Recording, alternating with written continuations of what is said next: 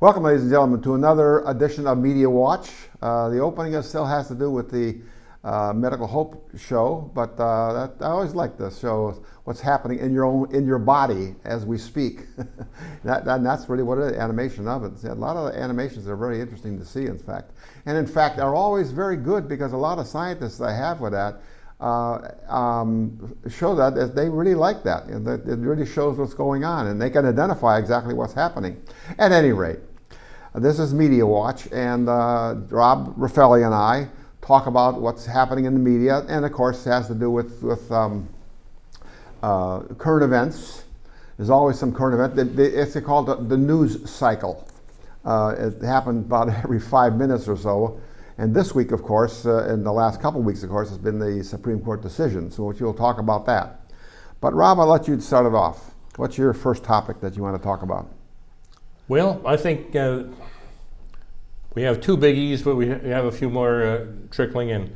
We'll start with the abortion issue has, of course, been with us since before Roe v. Wade. Yeah. Because, face it, this is one of those things that people are always coping with about the human condition. Right. And there were, before Roe v. Wade, which was a Supreme Court decision handed down in 1973. Yeah, it's almost 50 years, so just right, do the math. We're 49 years. Yeah. So before that, the various states composed of people with differing opinions all had state laws that were more permissive or less permissive about whether abortions were legal, and if so, how late in a pregnancy they were allowed. Everybody was, or just outlawed abortions completely. Yeah, and everybody has to deal with the fact that an abortion at full term looks pretty much exactly like infanticide. In other words, killing a human being who's been born. Yeah. And generally, all over the world, that's considered to be a bad thing, even though Catholics' religion is a bad thing. Yeah, period. yeah, Pelosi can't go to church anymore. Yeah, except she got communion from the Pope. Right. Oh, that's right. That's right. But anyway, I'm not religious, but it strikes me as a bad thing. What can I say? Human life is to be protected, and yeah. But how people, I understand too. People are saying, "Look, I didn't want to be pregnant. Don't want to have this child, or something else terrible has happened." None of this stuff is quite as clear cut as everybody wishes it was. Yeah. Because if it was clear cut enough, it would be a set and forget solution. You say there, and everyone agrees on that. Right. But it's not like that. It's a big, messy world with people experiencing different things, and with a lot of different opinions about them. Right. Anyway, what we have, I think this decision is Dobbins. I'm not sure. Yeah, Dobbs. I think it's called Dobbs or something like that. It had to do with Mississippi. Somebody in the Mississippi deal. This current decision. It's either a Mississippi or a Missouri law. No, with Mississippi. Okay, that it's about abortions being legal up through the 15th week. Right. And, one of the things that always used to govern people's thinking about this sort of thing was they said, well, if the child can't survive outside the womb, then they might not choose to protect it. But yeah. Whereas just like if somebody is, like hours from being delivered, yeah. then you say, baby inside, baby outside, you're killing a baby. So anyway, it's a Shakespearean line about getting rid of someone, where they said, if 'twere done, 'twere best done quickly. And may not be, actually. Anyway, yeah, I like I say, it's not so much agreeing with you as it is. Well, it is agreeing with you, but it is very complicated. I guess I am agreeing with you. Yeah, It's not a red issue, but they really make it simple. It's a pro-choice or pro-life. Well, I'm for life. I am pro-life, sure. But I'm also pro-choice. That's the whole idea of this country, is freedom of the choice. And the decision, of course, is being made by a young woman who is pregnant under circumstances that may not be quite what she wanted it to be. rape, for example, or she's sick, and the baby would, or the genes when it comes out, what is it? They do the amniocentesis, and they say, "Oh my, you have your child will suffer from certain genetic disabilities." Yeah, Ashkenazi. I hope I'm not Ashkenazi Jews. If you're of that lineage, Eastern Europe somewhere, or down in Ukraine area or something like that, and so on, you carry a gene that if the two of you have a child, and if the genetics are right, the child can be born, but it won't live. It'll be miserable for the whole time. And in fact, the Jewish faith, it does not encourage, now that they know the genetic profiles and stuff of people, they encourage the couples not to have children. Or if they do, that the baby one of them is carrying the gene, and the other isn't there, and therefore it won't happen. But they're taking a risk, put it that way. Yeah, maybe they should have a choice as to what the baby they want to bring into life, which that life will only last a few minutes. And keep in mind one other thought. Keep in mind that we are the United States are. We're not the United States is. This is the United States. Look at the flag. The flag, have a very complicated flag. There's 13 stripes and 50 stars. Look at any other flag. And so it's a matter of a few colors. The Ukrainians, the blue and yellow, and all the Scandinavian flags have crosses on them and so on. This flag is a symbol. Well, our flag is a symbol too. It's a symbol that each state has its own right to do what it wants to do under the 10th Amendment, I think it is. May I expound on that? Sure. Okay, so first, and I'm going to dovetail the Constitution and this decision. Yeah. The decision is that Roe v. Wade was wrongly decided. It's vacated. It's the decisions on what abortion law should be are sent back to the states where they always belonged. Right. That's how the majority opinion is stated. That's exactly right. You stated exactly what this decision was. Go ahead. Right, and you were saying about the states being their own individual entities. Very much so. The federal government is a creation of the states. It is their creature. They are not its creatures. Yeah. Right. And there's the two amendments I like so much, numbers 9 and 10. 9 tells you that just because they listed a bunch of rights, that's not necessarily all the rights you have. Right. Okay. And 10 says, if a power is not granted by the Constitution to the United States, in other words, to the federal government, right, then that power does not belong to the federal government. Right. Okay. Yeah. There are powers that are reserved to it. Yeah. And any other powers that might be are reserved to the states and the people. So it's this doctrine is unenumerated rights, which you have, and enumerated, in other words, spelled out powers that the federal government has. Yeah. So what I don't remember who was it Thomas who wrote the majority opinion? I know Alito it was Thomas wrote the. Okay. I don't know. I think it was Thomas though. No, Alito. I'm not sure. Alito wrote a concurrence. At any rate, okay. what we've got out of it is that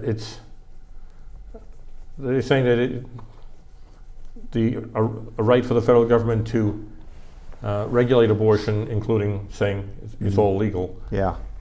That power is not granted to the federal government under the Constitution, so that is not among the enumerated powers. And they say, but the states can. Yeah. So, for instance, what do we know about everything I hear about California is abortion is going to continue to be as. They got a constitutional amendment, and they're going to try to pass into the Constitution of the state of California. And actually, regardless of my feelings about abortion in this case, or a lot of other things in other cases, this is the right way for the United States to operate. Yeah. The states are the states are the entities. Right. That get to experiment. And what do you know? What if the people of Kansas feel differently about this subject from the people of California? Yeah. Kansas can govern itself, and California can govern itself. That's pretty good. Yeah. I'll give you a good example. I think I told you about this already. There's only one abortion clinic, around Planned Parenthood clinic, or as I like to call it, the Planned Parenthood Industrial Complex. There's only one in North Dakota. Is it North Dakota? I believe it is, yeah, North Dakota. And that's going to have to close. And the nearest one is in Minnesota, which has, as you say, they're very different entities there, the constituencies there. You can get an abortion in Minnesota. Mm-hmm. Now those people got to travel. If they want to go, they have to travel from Fargo, North Dakota, into Minnesota. Well, that might be trouble and so on. The only problem is Fargo, North Dakota is on the border with Minnesota, and it's a river, and you cross over, and it takes 15 minutes, and you're in an abortion clinic in Minnesota, and you can get your abortion. So there's travel business and so on. And of course, a lot of the companies are offering about $4,000 or something like that if you want to travel to get an abortion. One other thing and so on. You can't tell me. It's the woman's choice. The person who's having this child, it's their choice. It's not your decision. It's her decision as to whatever. And in fact, I guess the father just has no say in it at all. It's just sort of weird to begin with. Maybe he has some kind of opinion on it. I don't know all the circumstances, obviously, but it's her opinion. And I don't know what I was going to say now. Actually, on this subject, I'm going to quote Dave Chappelle. He said that he also thought that he should be able to skip off on child support. He says, "Look, if you can murder the sucker, I can certainly abandon him." Right, exactly. It's not funny, actually, but no, but it was part of his act. I understand. He's a comedian. That's what he says. It's his joke. Anyway, it's a matter of choice that she makes her choice, and you can't tell me. In many cases, in most cases, the woman is making that choice arbitrarily. Just going, I don't want it. I'm going to go to California, and go to McDonald's. I want a burger and some fries and a chocolate shake. Oh yeah, can I get an abortion too? Oh yeah, ma'am. Just pull up over here, and we'll do that. That's how easy it's going to be. I don't think a lot of women make that decision that it's going to have to happen. And quite honestly, I was take a moment here. I have the experience in people that I know. I'm not going to identify anybody, believe it or not, but people that I know fairly well. Any people that I know. I have had 5 experiences that I know of that a person in this group of people that I had, that I know and so on, where the woman who got pregnant decided to have the child. One was put up for adoption, and that same person that was adoption grew up as a girl, and she in turn got pregnant out of wedlock, and the father and her got married and had a family, and it worked out fine. It was great. And then the other side is another place back in Missouri. Nobody will hear about this and so on. There was 3 cases of a woman getting pregnant out of wedlock, and then they all had the child. And again, in one of those, the woman that the person that they had their firstborn, who could have very well been aborted. He got a girl pregnant, and they got married. In Missouri, it's a little different. You either get married or get shot by the brother or something like that. It's pretty much a given. In fact, the guy was threatened that his father said, "You either have this child, or I'm going to shoot you." And he was a Baptist minister. I don't want to get into too many specifics and so on. That one, and then he ended up having to get married too, and that's been a very happy marriage. They're still married to this day. And now, in fact, most recently, a young man that I know very well got a girl pregnant out of wedlock, and the baby has already been born, and they're going to get married. And I would assume it's going to be a happy marriage. So you can't tell me that abortion is so that they're making these decisions, and everything turns out badly. Because otherwise, if they had aborted, actually the bad thing was these people would not have been born, and these are all families that I know that are very successful as families. No divorces. All right. That's my spiel.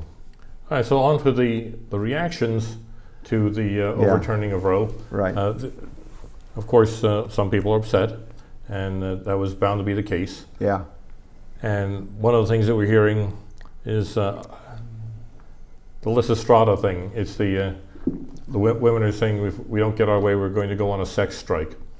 We're Yeah. not, and of course, in the Lysistrata, I think that's a Euripides play. I'm not sure. It's an ancient Greek play. I'm not sure Yeah. who the author is anymore.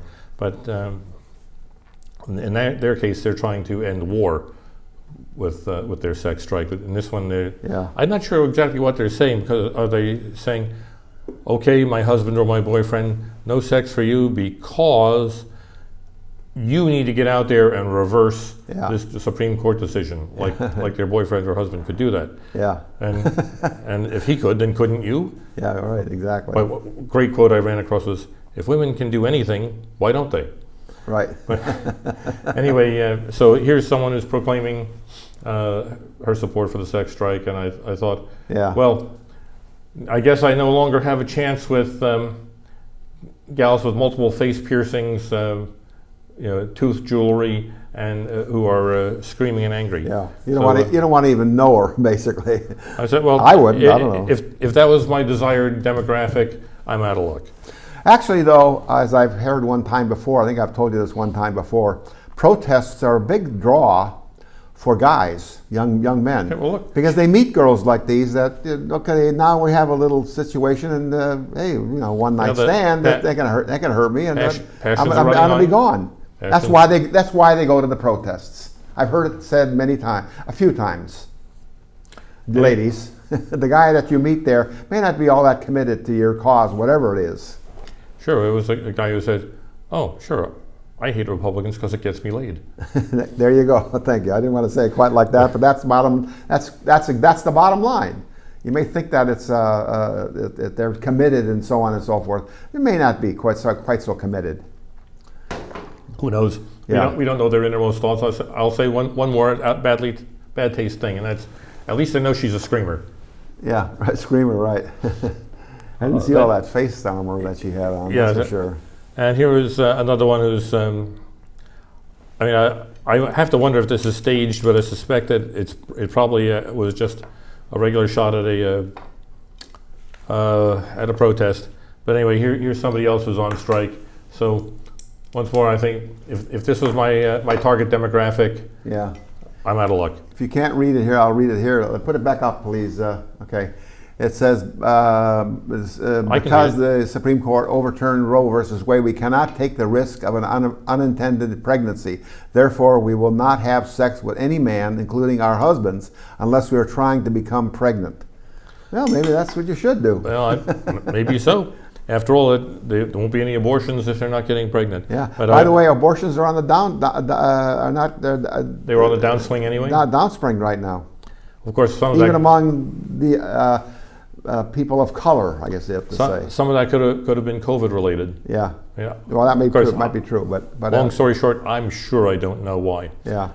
But anyway, when it comes to we can't take the risk of unintended pregnancy, good idea. On the other hand, apparently people have been taking that risk for a long time. Yeah, right, exactly.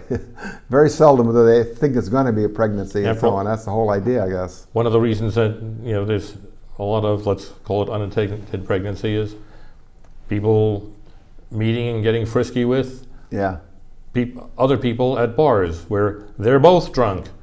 So let's see.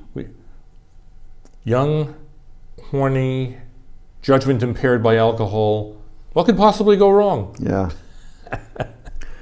Well, let's see. We got a whole bunch of topics here we can talk about. What do we want to do next? I'll introduce this subject. Abortion. That kind of leads into my next area I want to talk about. The next election in 2020. Well, within 3 months, basically. It's a little over 3 months.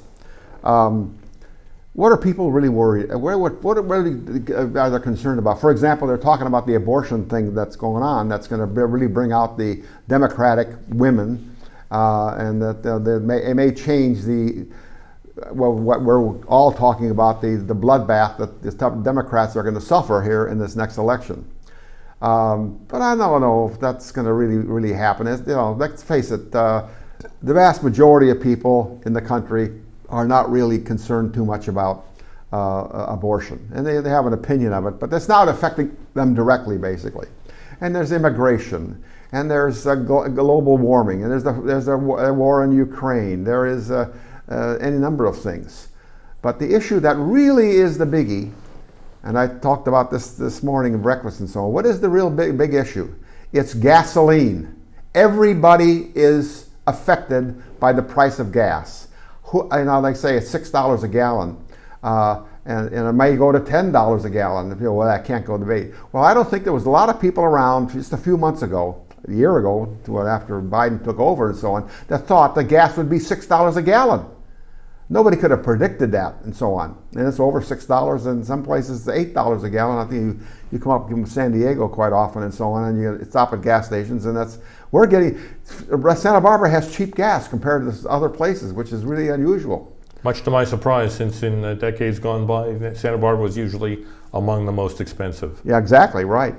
And in fact, that's what I say, the gasoline, I get coffee at the 7-Eleven in Old Town Goleta almost every morning.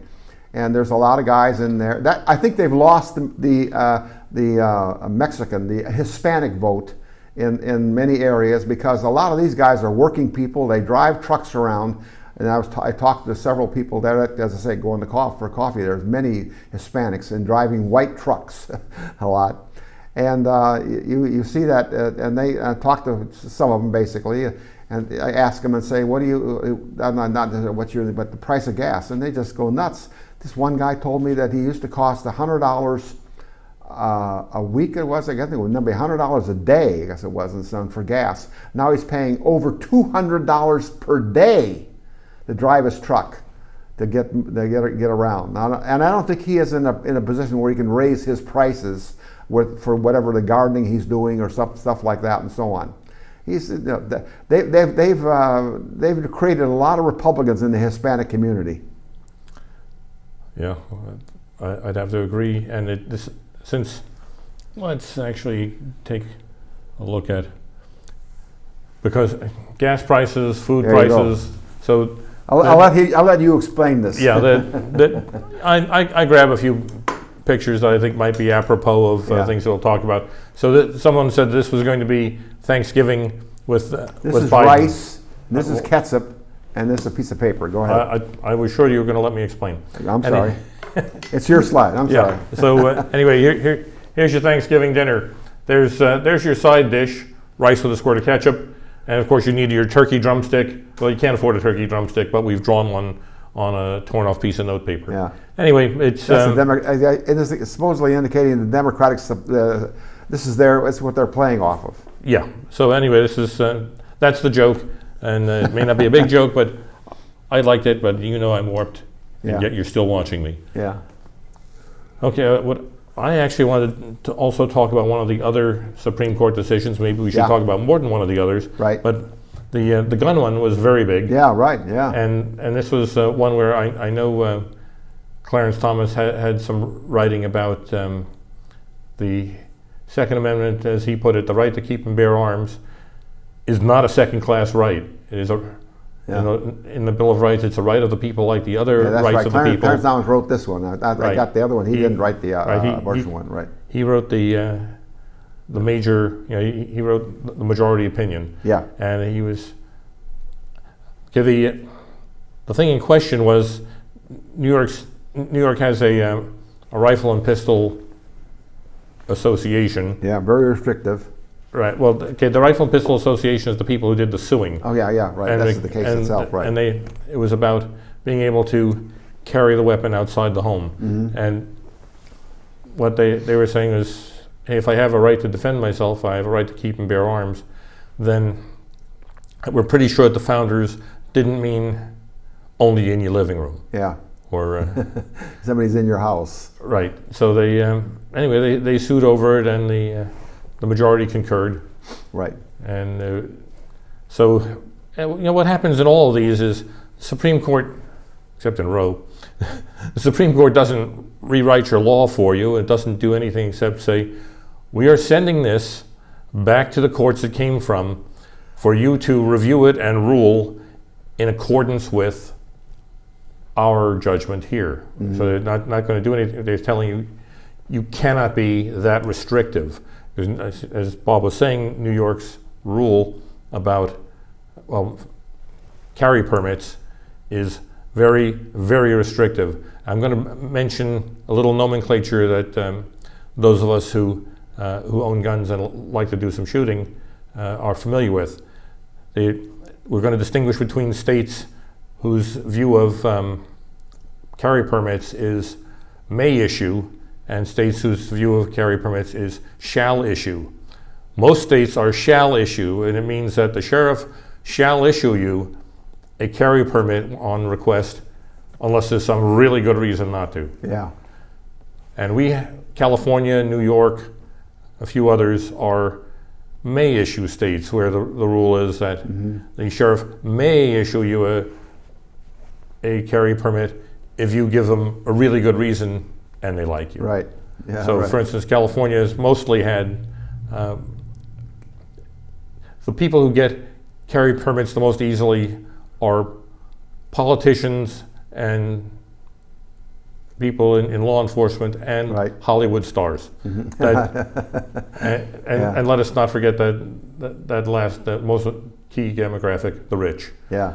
Now, I'm not saying that they shouldn't have those carry permits, but there are loads of people who live in violent or dangerous neighborhoods, Right. or have been threatened, who might just, to them, their life is worth as much defending as a rich person's life is worth defending for them. Yeah. So I'm not when I say rich, look, I'm not banging on them. All I'm saying is, hey, that sounds like such a nice thing.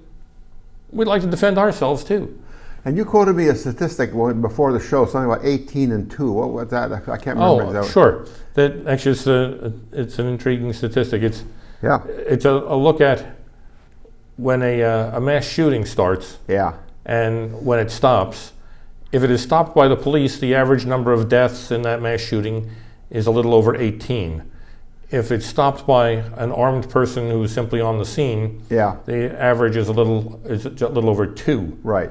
So this is, I don't mean to turn this into the good guy with gun versus bad guy versus gun, but the thing is, if there's a gun on the scene, if somebody is armed, that's like that teacher's in the school in Texas. Right. If she had a gun in the drawer or whatever it was, or you could have it and so on. It changes things. It changes things. And this is in the aggregate. I'm sure that we can always find, and there will be some examples where you say, look, that didn't do any good. Yeah. But there'll be other examples, and there are, where someone says, holy crap, they're shooting the place up. This happened this year in some church in the South where somebody came in and started shooting into the crowd, and like 4 people in the crowd drew and shot the guy. Yeah. I thought, there you go. That shooting should never have occurred, but I'm glad it's over, and we're not waiting for the cops to show up and decide the rules of engagement. Right. These people are in here, they're defending themselves, they know perfectly well what's going on, and they cleared it.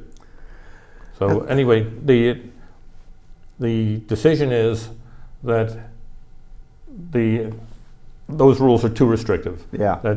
And in light of the Supreme Court's decision, they send it back to the states to say, you're going to have to come up with something a lot closer to the first class right of self-defense that the Second Amendment protects, and that the 14th Amendment pushes down to the state level. Right.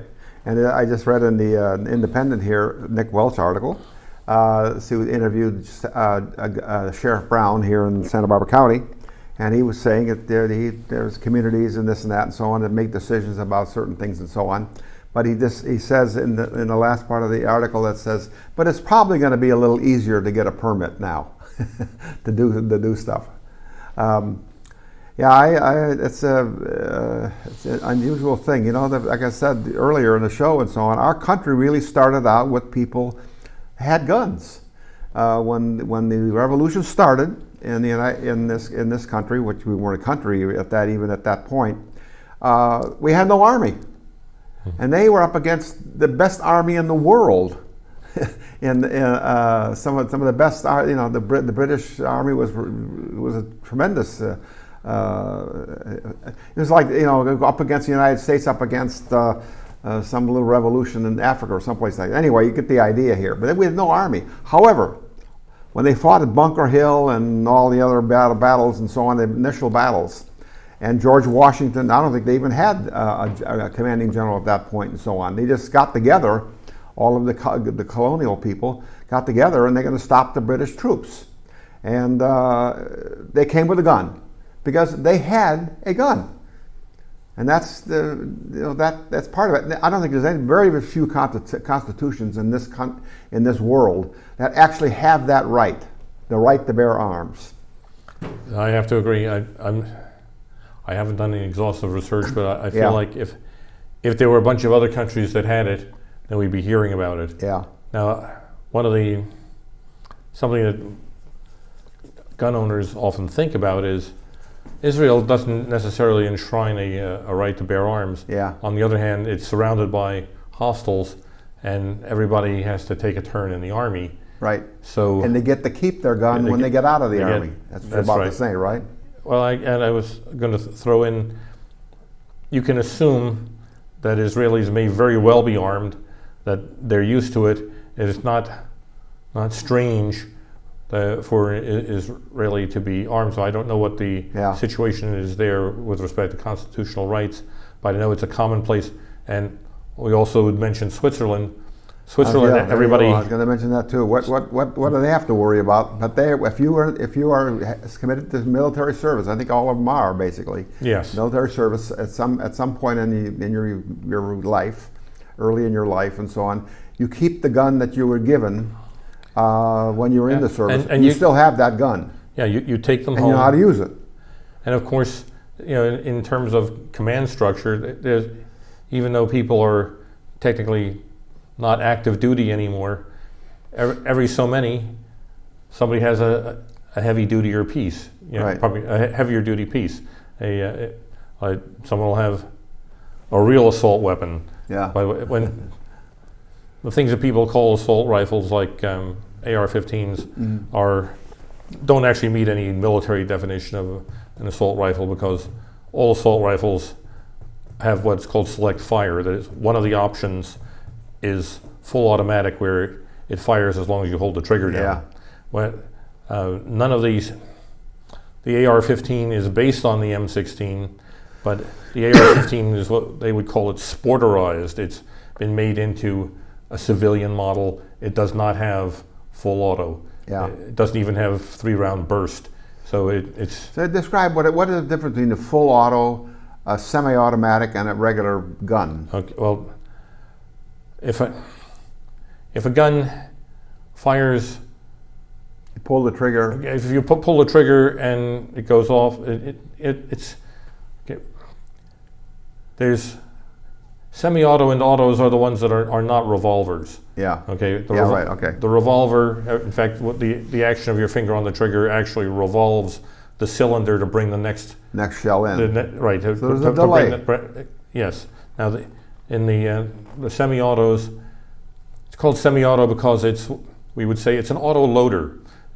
When you fire, if there's still any bullets in the magazine, it will reload at the same time as it's being fired. It reloads. You fire, and and as it resumes its quiet state, it's reloaded if there was still something in the magazine. But you have to pull the trigger each time. You have to pull. That's right. So you squeeze once. Having squeezed once, it would go, bam, reloaded, but it doesn't fire again. Yeah, but you can squeeze, boom, boom, boom, boom, boom. It goes that fast. You could, but you have to do it with your finger each time. That's right. You're in charge, and anybody with good trigger discipline takes their finger the heck off the trigger, because you already got a shell in the magazine. You don't want. I took safety classes. Yeah. And I love safety. Right. Exactly. So anyway, trigger discipline means that you don't even. If you're not lined up on the thing that you're shooting and want to shoot it now, then you keep your finger the heck off the trigger. Right. You don't even rest it there. And then fully automatic is you just squeeze the trigger and it just keeps on going. Right. And we say not just an auto loader, it's an auto loader and an auto firer. So so that's what we say semi-auto when it's only auto Yeah. loads, and we call it full auto when it auto loads and auto fires. Yeah. Is there some logic, though, the fact that, well, first of all, 18 years olds. This kid that would down in Uvalde, Texas. yeah in Texas was 18 years old. I guess I think it was, he got killed though, didn't he? I Yes, think he was did killed. Get killed. Yeah. Anyway, that 18, I don't think an 18-year-old should have a fully automatic rifle. Put it that way. That's a little. I'm not saying okay. I'm not saying they shouldn't have it. I'm saying that it's questionable. And yet here you're saying full auto again. Essentially, except for the most rare of instances, nobody has full auto. Yeah, right. Except law enforcement. And this is from a law change in 1934, and in fact, lots of semi-auto guns can be modified Yeah. to do that, and that modification is illegal. Mm-hmm. There's Although you can get it on the internet or something like that, right? but it's not legal to sell on the internet. Yeah, right. Okay. So it's like I said, people do illegal things, as we know. In fact, they do illegal things over the internet. Yeah. But the law is there, and I have fired machine guns legally because I fired them in Nevada, which Nevada allows it. Yeah, there you go. The And- states' rights. I mean, and- the different states have different rules. And it's so their rules override the federal. But anyway, and of course, where did I do it? I did it at a range with supervision Yeah. and someone teaching me Yeah. how it's done. And mostly, even though they're showing you how it's done, mostly what they're showing you is don't do this and don't do this, and they're keeping an eye on you. And I never pointed. Yeah. And So- my shooting range was the range when I was in the Army. They gave us an M16 one time, and we could fire off a clip just to see what it was. And the instructors were all soldiers and so on, and lifers, in the Army and so on. They loved going out there and just pulling trigger and shooting something on the range and all that. Probably been Remember 10 that. years since I fired full auto. Yeah. And who knows, I don't know if I'll ever do it again. But I was glad to learn it. I was glad to have been exposed to it. And I was glad I turned out to be good at it. Yeah, and the fact is that even a lot of this is not like you haven't really, and you really don't know about the illegal legality of the people that did, where they actually have that gun legally. I guess the kid and he went out and bought the gun and so on. His was not full auto either. I'm not talking about full auto, whether just to have a gun to begin with. It's the point being that there is people that probably shouldn't have the gun, but keep in mind, there's always a place to illegally get it. For example, all the cartels in Mexico and so on and so forth, where do they buy their guns? In the United States. Mexico has all kinds of rules about people having guns, but they have them. And just because you outlaw guns doesn't mean that people are not going to get the gun. Especially who want to kill a bunch of people, want to kill a bunch of fourth graders in a school in Texas, of all things. Yeah. By the way, that guy was a walking red flag. There you go. He had, it was home problems, crime problems, rap sheet, violent, Drugs. disturbed. Yeah, drugs. So he was all over the map. If you're looking for somebody to say, I don't know if this guy should have a gun, probably there'd be a candidate. Yeah. But when you're saying about 18 versus 21, I've heard the arguments made about how fully formed brains are. I noticed that when it comes to sending 18-year-olds to war, we haven't had any problem with it. Yeah. And I don't know if that's a succinct argument or a valid one, but we use cutoff ages because we don't have a magic little device like a Star Trek tricorder where I can set it to, let's see how mature this person is, and I hold it up next to it and say, oh, this person is mature enough to handle a gun, and this person isn't. Yeah. So because we that can't red do flag, that. what they just passed, by the way, for federal stuff, it's a red flag. But that's determined by somebody else. who decides that a man of color, for example, maybe, well, just because you're black, you can't have a gun, or you should be black, and then I give all the black, but no white people. You know, it's a very nebulous thing. One other thing I want to say though is, and you never hear this anywhere else. You'll hear it first right here, is that there's another organization, there's another group that's just as culpable, I think, in some of this mass killing and so on. For example, you see a lot of these kids that do it and so on. You go to them in their room, and here they have all over the walls of the other shootings that they could, you know, that were made them do it. You know, they were very intrigued by this fact that they can go in there and become famous. And in fact, there's a guy in Norway that killed over 100 people at some island outside Oslo and so on. He got a book deal, and he's still in prison and so on. He's having, you know, he got a book deal, and maybe even a movie deal besides. And he charges, if you want to be interviewed by him, he charges you a certain amount of money to do it. They want to become famous. That's what it amounts to it. And of course, the press, right off the bat, they publish their name. That's the first thing they shouldn't do, is never publish the name. I'm sure they'll get out anyway, in some place and so on. Don't tell anybody in the media out there what the name of this person is. And, they're a face now, but nobody really knows who they are. They should officially be known as Idiot 1, Idiot 2, Idiot 3. Right. Or, you know, Criminal 1, or something like that. And don't tell me that they can't do it. For example, again, this is a very off-the-wall kind of thing and so on, but FDR, nobody knew that he was crippled when he got elected in 1932. You couldn't, it was a member of the press, whenever he stood up or got out of a car, all the cameras and stuff shut down. People weren't really aware that he couldn't walk. He was had polio, and maybe don't even know that, in fact, and so on. And he was elected 4 times. Anyway, elected 4 times. But that's the kind of thing the media can do if they want to do it. Make an agreement. Okay, we're not going to publish the name. Now somebody else might do it and so on, but we're not going to do it. And of course, with the internet today, that probably will get out anyway and so on. But at least start the process and so on. All you want to do is make your own self famous by writing about this person that did the killing and so on. You want to make your name as one of the investigators and so on. Well, forget about the guy's name at least. That's my spiel. As long as you're mentioning suppression of news in the FDR case, let us not forget the many girlfriends of John F. Kennedy. Right. Yeah, there you go. Handsome, virile, powerful, well-spoken, and what do you know? And his brothers, all his brothers. Except for Joe, he was killed in the war. Right.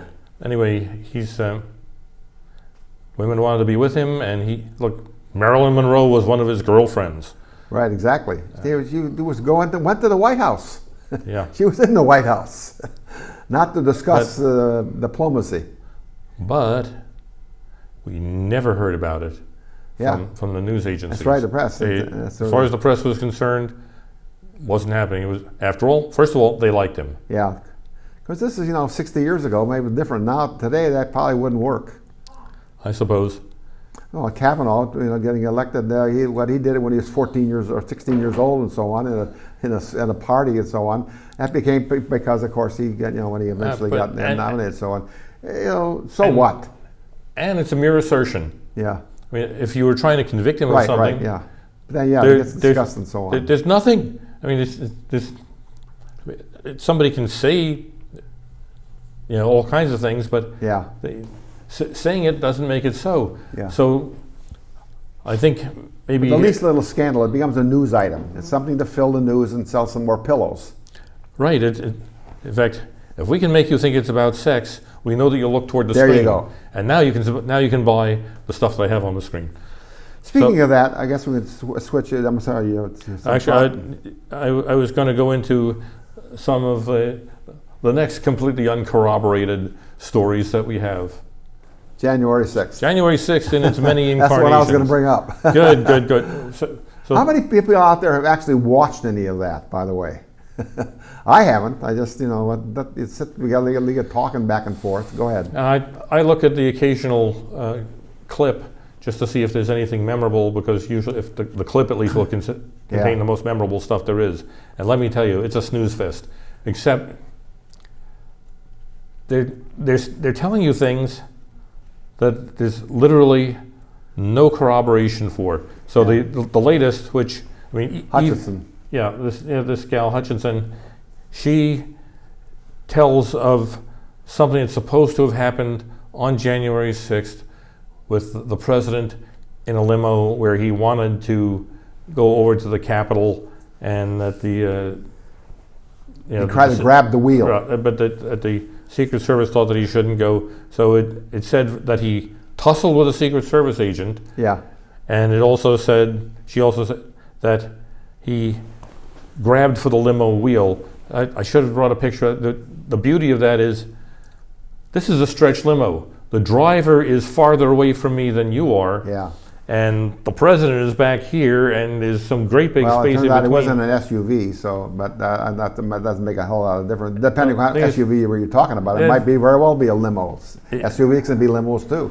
Yeah. At any rate, the whole thing is, it doesn't look like it's possible to do that, and the driver and the other Secret Service people who were present Yeah. are all prepared to testify. No, that didn't happen. Nothing happened. That Right. didn't happen. Whereas the woman who's testified, Hutchinson, she heard it from a friend Who heard it? who also had to have heard it because the friend wasn't present either. Right. So this is an absolute minimum of hearsay twice removed. Right. That's- In a court of law, this is not admissible evidence. Right, you wouldn't even be able A to, friend of a friend told me this. if you had a bunch of eyewitness stuff and some video, then you might be able to say, oh yeah, and even so-and-so heard it, what'd you hear, blah, blah, Right. and as long as it meshed with the things that we know to be true. Yeah. But anyway, yet the committee, which is all Trump haters, including the Republicans, To weren't the even, two Republicans, the two- only two they could find to put on the committee that they knew would be okay, Cheney and this other guy from Illinois. Kinzinger. Yeah. Anyway, and of course, Who, by the way, is retiring. as well he should. Yeah, I think they may retire him But anyway. here it is. Kevin McCarthy is the minority leader, the leading Republican in the House. Yeah. And normally, when you put a committee like this together, the majority picks the chairman and picks at least one more member of the committee Right. than the minority party. But then the minority party gets to pick its members Right. to be on that committee. Yeah, and he did. And thing is, McCarthy picked his, and Pelosi said no. She did not accept his picks. Right. One of them was Jordan. I forget. Yeah, the when other- Jim Jordan of Ohio, I'd love to see him there, boy. He would have burned a new He you know was- what in some of these witnesses. and he was ready, but she said no. She picked two Rhino, Republican in name only, yeah, Trump-hating Republicans, and those are the ones that she put on the committee. So yeah. it's not even real as an investigative committee goes. So everybody on there is in lockstep that Trump is guilty of anything that they can manage to spew out. And when it comes to, like I said, here's the Secret Service agents who are saying, I was there. And they'll testify Yeah, to the fact. Guess what? Not allowed to testify because that doesn't fit with the narrative Right. that the committee wants to do. Right, exactly. See, A real show. It really, that's a and as you noted, and I'd heard as well, the committee literally hired a TV producer to produce the TV of Yeah, this. right. Essentially, they know how they want it to play, and they hired a professional to see that it plays that way. Yeah. In the bad old days, when I was a boy, there would just be some cameras rolling, and you got whatever the testimony was in front of the committee. Well, the usual stuff, the committees and so on, and you hear on C-SPAN and so on and so forth, it's pretty boring stuff. You know, you get one guy talks and another guy that's back and forth and so on. There's very little entertainment essentially in it and so on. They have to watch it. But this one, of course, has got videos, and I saw you a picture earlier today where she was getting, she was with three other including Kevin McCarthy, individuals walking someplace, and so she was there. She was, in other words, she was with the big boys. Yes, and she was in the room at one time or another. Yeah, right. Well, this is walking down a hallway even, and and so she on. was an assistant to the chief of staff, I think. Yeah, right. And One of which- the assistants, probably. but I'm not trying to talk her up or down. I know that she's lying, so that sort of interferes with my respect for her. But I don't want to. Well, that's so much she's lying. She just doesn't know what the truth is. Well- She heard it, the double thing, which is, that's they would be thrown out of court in an instant. The judge is going to say that's hearsay. Yeah, Hearsay twice. But she kept pitching it, kept relating it in a way that would make you almost think that she'd been there and seen it. Yeah, right. She didn't literally say that, but Well, that's where it'll come out in the press, of course. yes, And so on, right? and as we discussed when you were talking about the accusations that Kavanaugh and others lied to get on the Supreme Court. Yeah. He said no, they spoke in a very lawyerly way. Yeah, right. So that even though someone might say, okay, I guess I ought to pass it, this is where I would say, roll tape, and you say, he didn't lie. Yeah, right. Yeah, well, You- there was somebody that was the Susan down and Collins? so on, and he didn't actually say that he was going to vote. He would never vote against Roe versus Wade. He never did say that. And in years gone by, when other candidates have been put forward for the Supreme Court, they've simply said very directly, you know that I cannot promise you a vote a particular way Exactly. because I have to take Exactly. into consideration the Exactly. laws, the situation, and arguments brought up by the parties involved. So I can't go promising you something like that, and it's wrong for you to ask for it. Yeah, it's like I say, I don't think this is a campaign issue as far as the election is concerned. I don't think people really care about what this is all about. Yeah, he did. Chuck Schumer. I'll let you tell that story about Chuck Schumer standing up in front of a bunch of people. What did he say?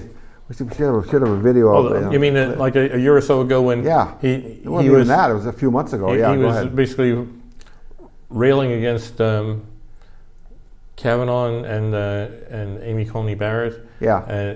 Basically, Well, he mentioned Kavanaugh. okay. Well, he was saying, Look out! you'll reap the whirlwind. There'll be consequences.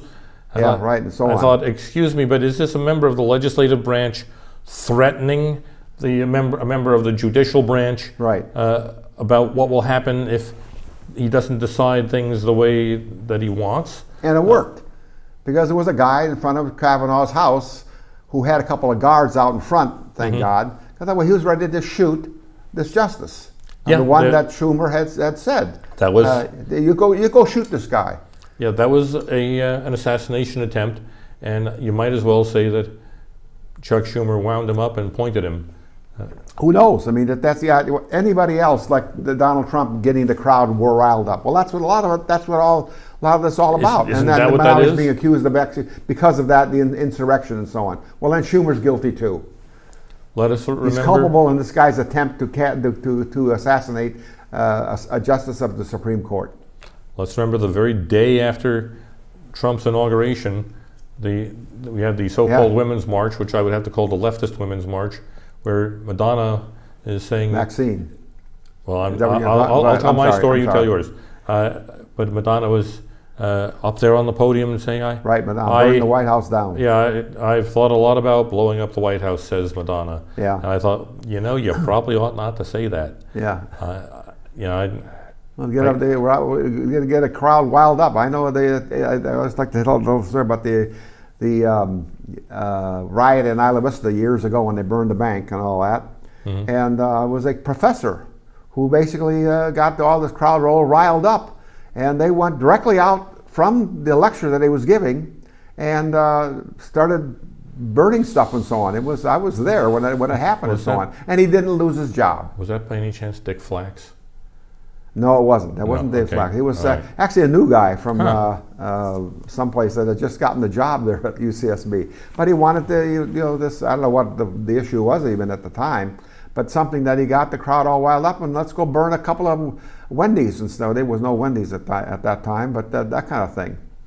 I remember my dad was reacting to that stuff because he had an impressionable teenager, moi, Yeah. at home, and he was saying, this guy is working people up to do certain things. He said, this guy has tenure. Yeah. He he is already very well off, has already paid for his house, and cannot be fired. That cannot be said of you. And he was not the leader even. He just sent him out and he went home. But anyway, my dad was making the point that I'm sorry. the guy, it's cool, but the guy is riling up.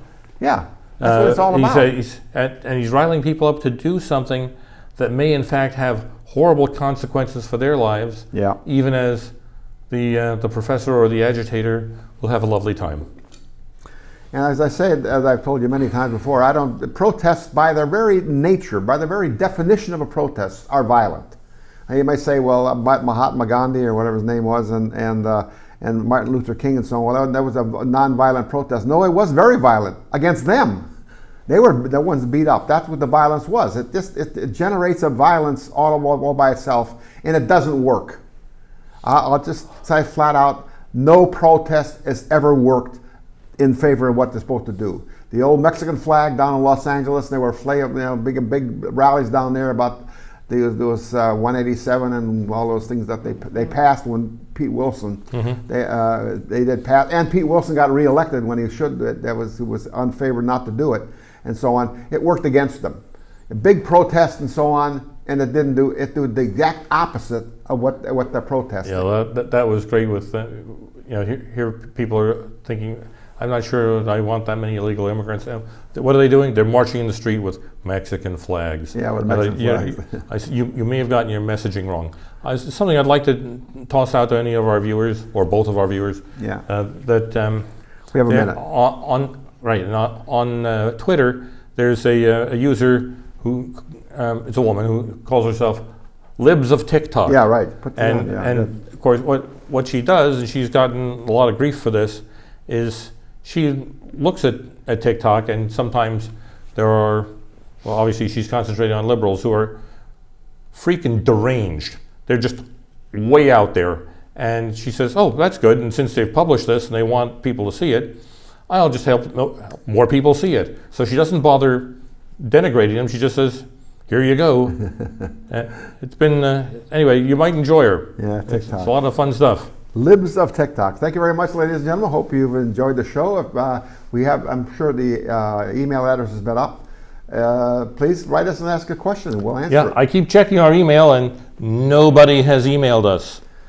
I'm looking at you. Don't be afraid. We won't mention your name. Anyway, thank you very much.